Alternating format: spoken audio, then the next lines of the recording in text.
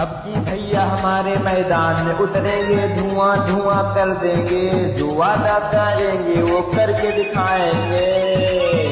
एक बार सिर्फ मौका दो भैया हमारे, ऐसा काम करके दिखाएंगे, कभी कोई इंसान नहीं भूल पाएगा।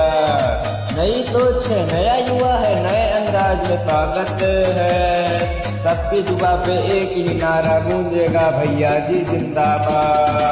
हो बेबी तू तो बड़ी सुंदर लागेलू, लागत हमार परनोले बुहो, जब से अखिया में सुरमा लगाए बाटू हो, तब इनसे सबका पागल बनाए बाटू हो।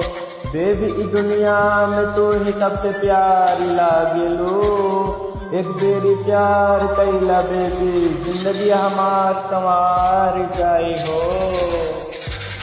हम गोली बारूद से खेले वाला, तोरे कैसे रंगदारन का हम भूल चटावे वाला, जब बात सम्मान के आवे तो तूफानों से लाड़े वाला। अरे विरोधी पूरा जीवन समझ न पऊगा ऐसा खेला खेला, जब हमार गोली चले साए साए तो तोरे जैसे गुंडन के आए बुखार। अपने यार के लिए मैं अपनी कुर्बानी तक दे दूं, चाहे जितना बड़ा मैटर रहे हर मैटर का सैल्यूशन निकाल दूं। हम दोनों भाई की दोस्ती कोई पापा की परी तोड़ दे, इतना कोई परी में काम नहीं है।